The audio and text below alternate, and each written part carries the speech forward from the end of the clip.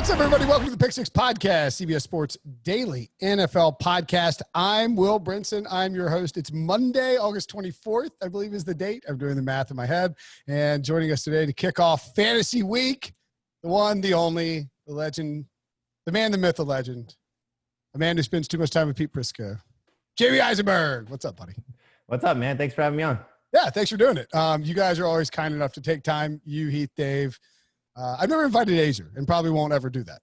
Although I do like this friendly, I think fake relationship, rivalry Azer and I have. We actually have a rivalry going on right now because you and I are both nominees for the People's Choice Podcast Awards. You have Fantasy Football Today, of course, the wildly popular daily fantasy football podcast and daily fantasy football video show, which is how you ended up making more money than Pete Prisco at CBS Sports. That's a running joke, but don't tell him that. Oh, he doesn't listen. He only listens when he thinks I'm stealing his top 100 list of NFL players. Yes, that was a very, very fun period of our lives. We're up for the same award. I hope one of us wins it. That'd be really cool. I hope we win it, not you, but I hope one of us wins it. Yeah, me too. I'm sure David Sampson and I on college basketball are a good podcast, but we can't have that happen. All right, let's dive into it and talk some fantasy football. We're going to start with a question from a listener. Justin McLucky asks, how should league managers, commissioners handle COVID-19 in terms of policies for infected players? I guess this is probably not above your pay grade, but outside of your jurisdiction to some degree. What are we going to do at CBS in terms of league setup for coronavirus? I had suggested for our baseball league doing a taxi squad and got shot down by the members. I'm the commissioner, so I should have just done it. But what do you think people should do, and what will CBS have in place? I don't know exactly what CBS has in place. I do know that Dave Richard has written some things about this, so I haven't got a chance to read his story yet, but I know there's probably some stuff in there because he's been talking to some of the people in management that run our product. So I'm sure that information's in there. I know what we've been telling people for their personal leagues as commissioners, you want to maybe set up and, taxi squad's a good idea, or, just additional IR spots. Those always get tricky because, you're going to get people that are going to, sort of cheat the system a little bit. But I think if you have a commissioner that stays on top of things, or, you just obviously trust your buddies and, honor system. If a guy's going to be out for an extended period of time, you want to allow people not to have to make some serious roster moves as a result for their fantasy team. So I think just giving people some leeway with their IR spots, or creating some IR spots if you've never used them before, is probably the way to go. And I would think so. Baseball has been a real cluster F because you'll set a weekly lineup, and then on Tuesday the Cardinals go to a frat party and everybody gets corona. I would think that football is going to be a little bit better in the sense that we'll at least know inactives at 11:30. Unless they change it. I mean, I guess they could, depending on the timing of getting test results back. But I would think they would set it up so we're not getting some inactive at 12:45 p.m. Do you conceive any problems with that from a fantasy perspective? And two, will you draft any differently in order to sort of build out your depth, maybe go for a second quarterback earlier, et cetera, et cetera? I think, you want to know what the circumstances of your waiver, system is, or priority process is with your team. There's a lot of, there are a lot of times sorry, I can't not interrupt people. A lot of times there's fab, that runs on Saturday night, and then you can't make moves on Sunday, like our Dynasty League. Well, no, actually, our commissioner, Heath Cummings, has changed it. You are going to be able to do ad drops on Sunday, and I think that's something every league should do. So waivers, typically. So I think what Heath is going to do is a good model. He's going to do waivers on Tuesday. The players that go through the waiver process will still have to clear waivers, but then open ad drops essentially the rest of the week. So, the injury that pops up on a Wednesday or Thursday, those people will get a benefit, if you go to the waiver wire first. I think this is the way he's doing it. But he's definitely doing open open ad drops on Sundays. So for any of these circumstances, my understanding is I'm still expecting that we're going to know probably Friday into Saturday if somebody has tested positive for COVID, as well as the Sunday morning inactives. They're not going to get past the inactive time and have a player that's going to be out. They'll have to know that beforehand. So one thing I think that is something you can consider if you don't want to have people or forcing people to carry multiple quarterbacks and still make the waiver process a little bit more fun, is if you have a situation that arises into the weekend or certainly Sunday morning, if the quarterback is out, just make it a team quarterback situation. So you essentially just get the backups production. So, Mahomes becomes Chad Henne. It's not great clearly, but at least you're not getting a zero. Right. But in some situations it could be great. Imagine Drew Brees misses and you get Jameis Winston. Winston goes off from one of his big games, or Lamar Jackson's out and RG3 is able to produce at a high level. There's no backup that's better than the starter, right. But at least you're not getting a zero there or forcing somebody to have to carry three quarterbacks or in some cases, two quarterbacks, or in some cases three. We've been in a couple of drafts. Dave Richard has taken this a little bit to an extreme. He's now done 2 drafts with me where I've seen him take 3 quarterbacks, and I just don't get it. It just to me doesn't make sense, especially for mocks that we're not playing out. But that's how Dave's approaching it. He wants to be prepared just in case one of these. So he's doing that because he's worried about COVID-19. No, he's doing it. He's expecting, and he's trying to reflect this in the mock drafts that he's showing people, that you should carry multiple quarterbacks, and then he's taking the next step when he's getting just good value presented to him. So I don't want to speak for Dave, but he's drafting in some cases 3 quarterbacks. I've seen him do it now twice. And so part of it is, here's how you should approach it. You should be planning to take 2 quarterbacks. And then, if you think everybody's going to take 2 quarterbacks, maybe you take a third and use it as trade bait. All right. Let's say you're thinking about taking 2 quarterbacks and you're not in the take a quarterback early group, which you are, and I am too. Like you can wait. Like Dave and I were sniping in the draft room the other day because he took Lamar Jackson in the 3rd round. I think at the beginning of the 3rd round. No, yeah. So it was like the first 4 picks of the 3rd round, which is fine. It's fine. I mean, that's where he's probably. I mean, I guess he'll go earlier in most drafts, like your average draft. And I don't mind him in the 3rd round, but I would rather have the value you can get later. Are you going to do anything where you like maybe take your first quarterback in the 8th round and your second one in the 9th, et cetera, or you just maybe wait and grab a Sam Darnold late? Although Lord knows he can't even stay on the field when there's not a pandemic.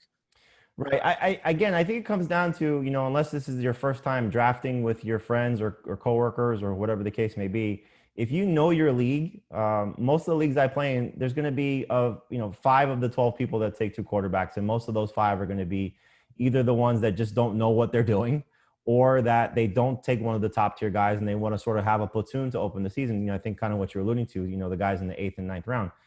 For me, I'm going to, just kind of play it where I'm still going to take one guy unless we have to change our policies, expand rosters, whatever the case may be. I'm hoping for better than Sam Darnold, but I think, Gardner Minshew is not going to get drafted. I think he's got a chance to be a top 15, if not better, caliber quarterback. If Tyrod Taylor starts for 16 games for the Chargers based on his rushing ability, he'll be in that conversation. You're going to see some scenarios where guys like Jared Goff don't get drafted. He's got a huge upside if he plays to what we saw 2 years ago. Roethlisberger's the 23rd quarterback off the board based on our ADP. Yeah. So there's so many guys out there, and the best example of it, it's not something you want to bank on. Ryan Tannehill from week 7 on was the number 2 quarterback in fantasy. Now, is that going to happen again for a player like that stepping into a situation? You could say maybe it's going to be Marcus Mariota stepping in for Derek Carr because of how the thing may play out, or the Bears quarterbacks. Maybe Nick Foles takes over for Trubisky or vice versa. But I think, there's just so many players at that position that you can find that it's not necessarily worth taking 2 unless you just, again, expand your rosters with the preparations of potential COVID-19 scenarios. Of course, you total disrespect to this podcast, but you didn't mention Phillip Rivers, who could be due for Rivers. Yes, I apologize. The greatest college ever. Yeah, that's right. Did I even? Well, maybe. And unless I miss it, Teddy Bridgewater is a guy I think could actually be a top 10 quarterback as well, because they have no defense, and he's going to have to throw the ball a bunch, and he's got guys that'll take it the distance. So, you can even make the case, wait and take like Teddy and Ben, and just, you'll get a lot more skill position guys. Don't take quarterbacks early. Okay, so I had a buddy of my best friend growing up texted me. I think every time I do a fantasy show with you, it's always a buddy of mine, blah, blah, blah. Oh, yeah. I mean, never you. It's really my friend Drew, best friend growing up, texted me this morning. He's like, hey, man, got my draft coming up. Last year, you wouldn't leave me alone about buying Lamar Jackson for $1 and paying up for Christian McCaffrey, and I crapped on everybody in the league. So thank you. Like, that's cool. I didn't get enough Lamar Jackson myself, but I'm glad you did. And he's like, who are you on this year? And so it got me thinking for this podcast. I was like, what if you were like, what if I have to imagine your friends do this? Like your like friends that from back in the day, I got a fantasy draft coming up. I'm texting Jamey. Yep. When they text. So I guess I'm wondering, who are your guys? Like, who are the guys that you're like planting your flag on this year in fantasy? Guys that you just want to get to give And it doesn't like, so I told Drew, I said, one of the things that I really want to do coming to the season, I want to stack Cowboys. Like I want a bunch of Dallas Cowboys because I don't think their defense will be bad. And I think the offense will be great. I think I'm going to have a bunch of Browns players, which we'll see how that works out. Yeah, you love the Browns, yeah. I love the Browns. I love the Browns this year from fantasy. I think the Steelers are underrated. And then I was like, get Darrell Henderson. So those were sort of some of the things I said. So I'm curious, who are your guys that you're going after? One team, which is, I think, probably going against the grain is because of who they lost, the Texans. I think Deshaun Watson's going to have a 2015 Cam-like season where he puts the team on his back. He runs to a level that we haven't seen since his rookie campaign. He was on pace for 700 yards rushing before the ACL tear. I think this receiving core, while they lose DeAndre Hopkins, is a big loss. It's going to actually benefit him a little bit because I think with the offensive line getting better, going to take some more shots down the field. And, if Will Fuller and Brandon Cook stay healthy, there's a chance for some big production, especially a lot of splash plays. So Watson's a guy, if you look at the Super Six, to kind of go a little bit against the take of weight on quarterbacks. If you are inclined to buy into one of the top 6 guys, and they're tiered, it's the top 2, like we talked about, Mahomes and Jackson, and then the next 4 of Russell, Dak, Kyler, and Watson. And based on every draft that you see, Watson's typically the 6th guy. However far he falls, buy in at the right price. And that's typically, I've seen anywhere between round 6 and round 8, depending on the scoring. So Watson's a guy that I get a lot of, and I love Will Fuller. I just think that if he hits, and it's a huge if because he's always hurt, he just never stays on the field. But his last 16 games, I forget the exact numbers. I think it's like 80 catches, right around 1,100. He's always hurt, but when he's healthy, touchdowns. He's a monster. Well, those 16 games are over 3 seasons, because he doesn't stay on the field. But those 16 games are with DeAndre Hopkins on the field, and there's 150 targets available that obviously Brandon Cooks is going to take a big portion of. But he's the guy that's got the rapport with Watson. They're talking him up, tremendously all off season. Fuller is a guy that if you get him at the right price, he's a number 3 receiver. I think he can hit big. But him, Marquise Brown, DJ Chark, and it's funny I say DJ Chark, which ties in the you making fun of Pete about the top 100 list. When I was looking at the list and I was going through and I was like, who does Minkah Fitzpatrick deserve to be on over? And, the offensive guys obviously jump out to me a little bit more. When I saw DJ Chark, I'm like, I love DJ Chark, but he's not a top 100 NFL player. Yeah. But he's got a chance for Pete's a fantasy guy now. Pete's a fantasy guy, so he's not. Yeah, he has a chance for a big season, though. That, you want to talk about a team that's going to throw a lot. He's going to get a lot of targets. I like him. I like Laviska Shenault when you talk about late round guys, from the Jaguars. But the running backs, you mentioned one, Darrell Henderson. Zach Moss is one of my favorite rookies. I like the fact that Josh Kelly, earlier last week, we got a report that Justin Jackson was going to be the guy running with the first team offense, which makes sense. He's the veteran. He's been there a couple of years. Then late at the end of the week on Friday, Anthony Lynn said Joshua Kelly's doing a great job with the ones. And so that's a guy that if he does get a chance to step into that Melvin Gordon role, it's a different role because he's not Melvin Gordon, and Eckler will be there doing more. But there's 200 touches available and 9 touchdowns available. And, Eckler's not the most physical of presences, based on his stature. So Kelly's somebody that I take late in almost every draft. Bryce Love is somebody that's very exciting right now. Damian Harris is a guy that I like a lot with the situation for the Patriots. And then I'm looking at 2 tight ends late. You mentioned the Cowboys. I think Blake Jarwin has a chance to be good. He had 42, 43 targets last year, and there's 80 tight end targets available with Jason Witten gone. You really need 80 targets to be a top 12 tight end in the conversation. It'd be a shock if he's healthy and doesn't get to 80 targets. So that puts him in the range. And then if he's better than an aging Jason Witten at this point in his career, I know everybody's excited about CeeDee Lamb and clearly the other 2 guys that they have on the outside with Gallup and Cooper, but Jarwin's got a big opportunity. And I think Chris Herndon, you look at this Jets team, I like Jamison Crowder a lot as well, but you look at Chris Herndon and his rookie season, 500 yards, 4 touchdowns, 36 catches. Last year, Sam Darnold, we know he had the mono situation. He played 9 games with Ryan Griffin. In those 9 games, Griffin was the tight end with Chris Herndon out. Griffin scored 5 times, so Herndon's got a chance to be a red zone threat. This receiving core is clearly changing with banged up Denzel Mims, and we'll see what Rashad Perryman has to offer. So Herndon and Jarwin are 2 tight ends that I wait for a lot, and I get them in a lot of leagues, along with Mike Gesicki. I think he's got a good opportunity in Miami. I was actually just texting my friend Drew. It's like, I forgot to mention Will Fuller earlier. I agree. That's a great list. I agree with a lot of them, I think, but I don't necessarily think they're consensus. Fuller appears to be sort of drifting down in terms of his ADP, like he was. No, he's one of these guys that you talk to fantasy guys like me, and it's funny because there's a fourth analyst that your audience may not know, but Ben Gretsch, who does a lot of great stuff for us. Yeah, Ben's awesome. Ben and I are very much in line with the thought of you swing for the fences, especially with mid-round picks whenever you can. Dave and Heath, they don't view these type of players the same way, and it varies from player to player, but like they're both taking the cautious approach for an injury-prone guy, and I totally get it. But when I'm looking for a third receiver, I don't care if it's a 3-receiver league, I want a guy who could be top 15, top 10, top 12, whatever you want to put the number on. And this scenario is so perfect for that. If he plays 13-plus games, you are getting a top 20 receiver. I'm guaranteed of that. Guaranteed of that. That's the guy you want to say, plant your flag. That's one that I'll plant my flag on for sure. If in fact, again, it's health, but you're talking about somewhere between round 6 and round 8.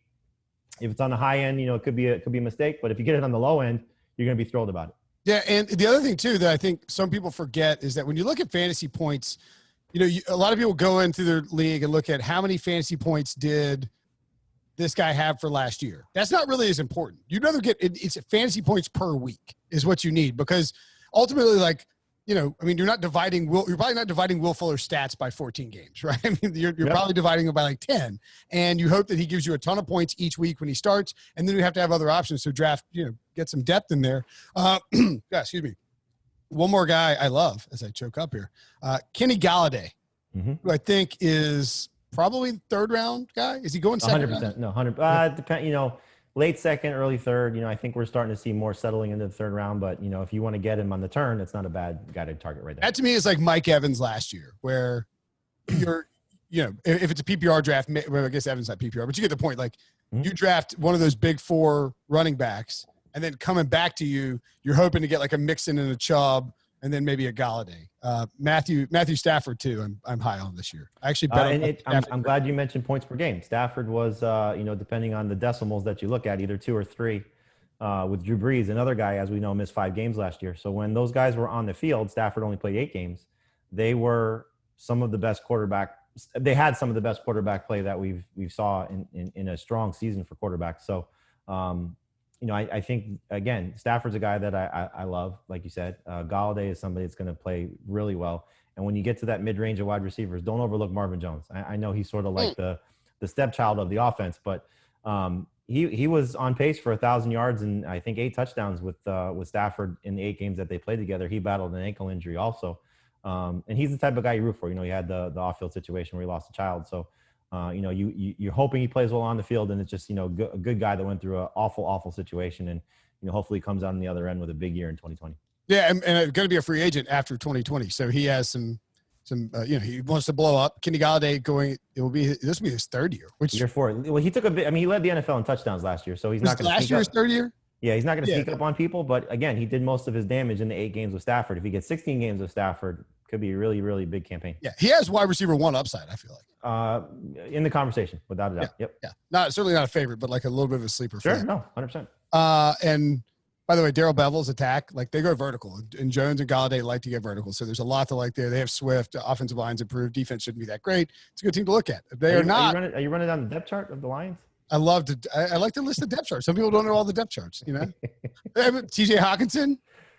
It was a late round sleeper. I do too, but I don't like the fact that he's still talking about this ankle injury. It's just, it was something that plagued him last year. He had to go on IR, and then, he had they said he wasn't going to be cleared, and then he obviously was cleared, but he says it's still an issue. So he's at the tail end. Like I said, I'm in the minority of taking guys like Jarwin and Herndon ahead of him, but he's in there's like 7 or 8 tight ends. Like once you get past really Gronk, where it's Gesicki, Jonnu Smith, the 2 veteran guys of Hooper and Jared Cook for different reasons, with Hooper switching teams and Cook, still just being an elder statesman. But Noah Fant, TJ Hawkinson, Herndon, Jonnu Smith. Yeah, Jonnu. All these guys have such a chance to really not necessarily blow up. It could take some circumstances for that to happen, but you could see the path to it. And that's why, for me, if I don't get Kelsey or Kittle or Andrews at the right price, I'm almost just sitting out of the tight ends position and then maybe trying to take 2 of those guys late. Okay, I like it. I was going to ask you a tight end question after the break, but instead, I'll just point out that there's somebody else on Travis Kelce's team that we might be considering top-tier player at his position. It's not Tyreek Hill either. Who is it? We'll tell you after the break. Okay, so let's get into your off-season takes, which is sort of similar to, your guys. Like, you're just planning your flag. Because I think I've been trying to tell Ryan Wilson this. It's really important for – like fantasy analyst and draft analyst, like you've got to sort of make some noise a little, like, this, like you pick your guys and then you repeat it over and over again. Yeah. So that way does it get sick and like, are you annoyed that you have to keep doing it? Sure. But like, you have to beat people into the face and let them know that you're in on this guy, or else you get you fly under the radar. You know what I mean? Like you have to be loud and plant your flag, right? There's the flip side of that for fantasy, maybe not so much for draft analysts, because I just don't follow enough, but like, there's so many fantasy analysts now, and there's so much information that you're getting. And obviously everybody's now following everybody on Twitter, that when you say, this is my guy, there's like 7 other people that say I'm on this guy too. It's just, for me, I always look at it this way. Like, I want our CBS audience to recognize who our guys are. And I want the people who follow me on Twitter to recognize my guys. I don't necessarily need like to say I'm the guy in the industry that was first on this, or, I was jumping on the bandwagon. It's just, it's always a funny thing to say, like, this is like, I know where you're going with this based on what you led into. So like Clyde Edwards-Helaire, everybody loves him. Right. Well, so for instance, like we know that Louis Riddick and Peter Schrager discovered Patrick Mahomes in the draft. Right. No, I mean, like finding that perfect gummy bear. They found him. It's a difficult, yeah. Look, Pete Briscoe is on this podcast before the draft. He said he wrote about it. He said tons of stuff. He loved Mahomes, but that doesn't, like, he was like, Mahomes could be the best quarterback in this draft class. Mm-hmm. The problem is he didn't really like double and triple down before the 2018 season, excuse me. And as a result, people look at like Peter Schrager's on Good Morning Football. He's like banging the table that Mahomes is going to be the MVP. Right. Or Louis Riddick is too, so. Yeah. But Pete's got a big platform, but I'm saying like, there's so much noise out there. It's just hard to cut through it sometimes unless, unless you're just bludgeoning people over the head. But right. Edwards-Helaire is a guy that you think is a top 10 offseason player. Top 5 potentially. I was so excited about the landing spot for him going to Kansas City because, Damian Williams, kudos to him for what he's been able to do with his career. Basically a guy that's been taken off the scrap heap, and he had some good moments in Miami after they traded J.J. and then obviously was a star in Kansas City after they, got rid of Kareem Hunt, but he just hasn't been able to sustain that stardom. Aside from some postseason runs, last year's being the most impressive.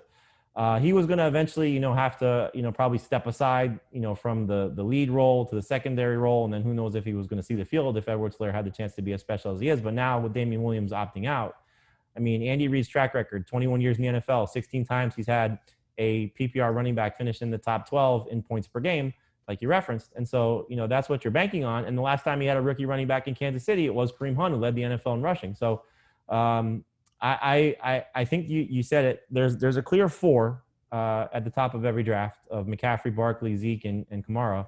Yep. Dalvin Cook is really the 5, and then it's depending on format, Derrick Henry and non-PPR for some, not for me, but he's in that conversation. But I think Clyde Edwards-Helaire is the 6th best running back and the 6th best player in fantasy right now, and I really struggle with putting him ahead of Dalvin Cook because if he hits. And again, I'm going to take more chances at swinging for the fences than, probably playing it safe.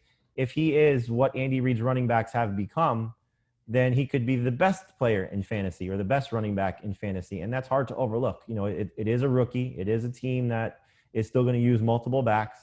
But, again, Brian Westbrook, Deuce Staley, LaShawn McCoy, Damian Williams, Kareem Hunt, you just go down the list of what Andy Reid has had and what he's used and how he's used them. In the passing game for a kid that had 55 receptions at LSU, the marriage could be potentially perfect. Anytime that Andy Reid, and Debo can chime in on this if so inclined, because we're talking about the Eagles, and Lord knows you're talking about the Eagles, Debo's got to jump in there with a little take on Carson Wentz. I'm just kidding. But anytime Andy Reid has drafted a running back with a top 60 pick, there's only 2 of them. It's Brian Westbrook and LaShawn McCoy. Those running backs have gone on to have 5-year top 5 running back fantasy seasons back to back. Now, the one catch, and this is why I was out on Clyde Edwards-Helaire and told Damian Williams opted out, is that so when Shady came along. Westbrook was finishing up his career, and Shady didn't have a huge rookie season. And when Westbrook came along, Deuce Staley was finishing up his career, and Westbrook didn't have a huge rookie season. But I think you're right. You pointed out with Kareem Hunt, we've seen him lean on a rookie running back when he needed to, and there's just nobody else. Allow me to read this depth chart, Jamie. Darwin Thompson, Elijah McGuire, Darrell Williams, and DeAndre Washington. Like they're not beating out Clyde Edwards-Helaire. He's too good a pass catcher. He's too good a runner. Yeah, you've seen, the last 10 days or so, Andy Reid heaping praise on him, Patrick Mahomes heaping praise on him. I've sent out a couple tweets and, sarcastically, but, it's not as sarcastic as it may seem.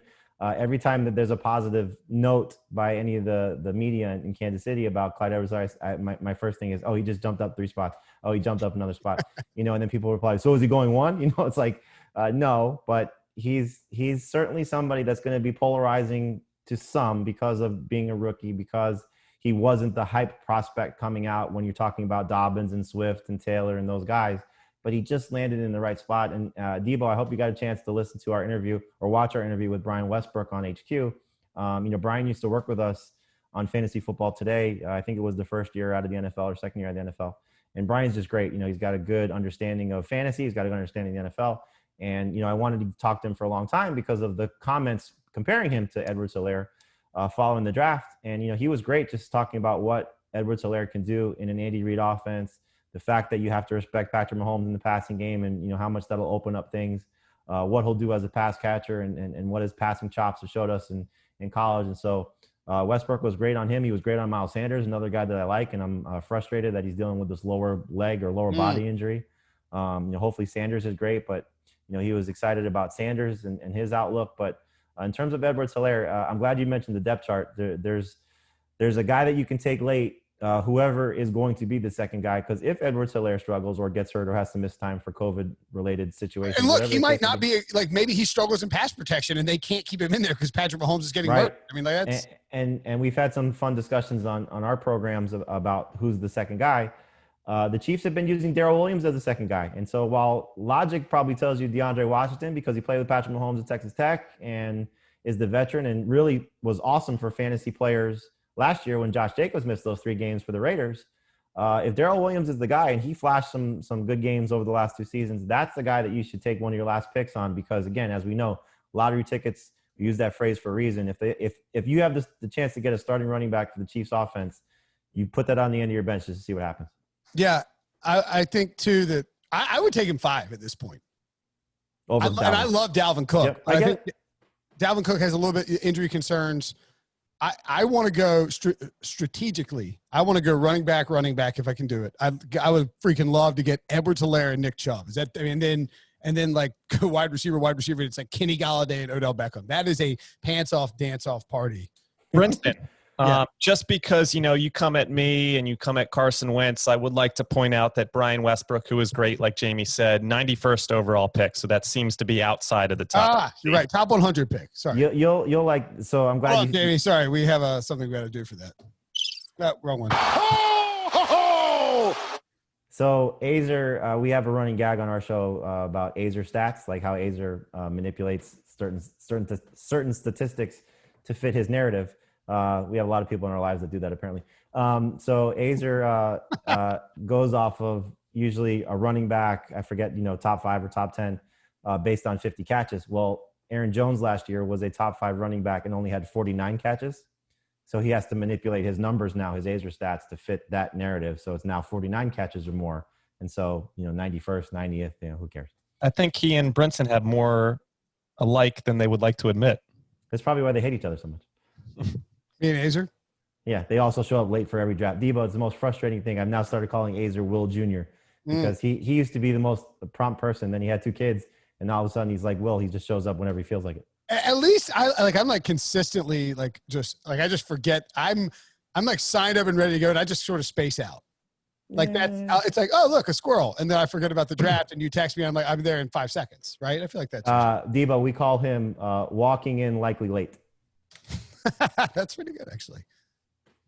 Maybe we need to get we need a shirt that says walking in likely late. Okay, we have Jamie for like 3 more minutes. So let's get your hot take, your offseason hot take on DeAndre Hopkins. You think he's a bust? I'm just concerned, for a guy who's been, amazing, and he's still one of the best talents at the position. But this is a Cardinals offense that's going to spread the ball around. They're not taking Larry Fitzgerald and Christian Kirk completely off the field. They're going to use their running backs out of the backfield. I think Dan Arnold, if you're in a tight end premium league, you want to take a guy with a late round pick. He's showed us in week 17, he can catch some passes. I think Andy Isabella will get some run. So they have a bunch of receivers that they're going to use, mostly, again, Kirk and Fitzgerald. And the thing about Hopkins is he's so used to 150 targets. Well, their target leader last year was, I think, Fitzgerald with 109. Kirk would have been ahead of him, but he missed 3 games. So is he going from 150 targets to 140 to 130 to 120? Where's he going to end up? And we saw him, I think it was his second year in the NFL. He had 127 targets. His yards per catch were dramatically different, clearly younger versus older. But he was about like 15 yards per catch then. He had 1,200 yards. I think it was like 79 catches, 1,200 yards, and 6 touchdowns. If he does that, you'll be fine with taking him in the second round. But, if name recognition still weighs on your mind, which in a lot of people it does, and they take him toward the back end of the first round or the second round, early second round, I think that's a mistake. I don't think he's a top 5 wide receiver anymore. So I would think here's my thing with Hopkins, and I agree with you. There are other guys I would rather have, like certainly Devontae Adams you'd rather have than Yep. Hopkins this year. And I think that's consensus. But it's what's going to happen is people are going to want to go running back, and then they are going to be faced with a situation where all of a sudden it's like, am I going to take Miles Sanders or DeAndre Hopkins? Like I was texting with you. The 8 spot in non-PPR drafts is hell on earth. Like you just don't really know. Right. Kenyon Drake. Oh, this is a good one. Would you rather have Kenyon Drake or DeAndre Hopkins this year? I think the answer is Drake. Yeah, I'm taking the running backs. I just look at it, and I got to run here in a minute because they're calling me. But I take the running backs. I love picking at the back end. You say 8's a tough spot for me. I think you can actually pull off not Edwards-Helaire at that spot, but you might because of especially PPR. Yeah. Michael Thomas will get pushed up in front of him. But you can be looking at Miles Sanders, hopefully again he's healthy. Drake, Austin Eckler, Josh Jacobs, Joe Mixon, any of those guys at the back end of the first round. And then you come back in round 2, that same group, a couple guys with Nick Chubb, especially in PPR. So picking 8 for me is great. 9, 10, 11, 12, I'm thrilled with that also. It's usually if you want to go running back, it's a little bit more challenging to do it at the front of the draft just because you're looking at guys like Aaron Jones and James Conner. That's true. All right. Jamey Eisenberg's got to go to CBS Sports HQ. You can watch him on Fantasy Football Today and listen to the daily fantasy podcast on CBS Sports. And you'll be on Tuesday for our draft special. It's August, so I'm willing to go on HQ again. I'll talk to you. All right, buddy. See you soon.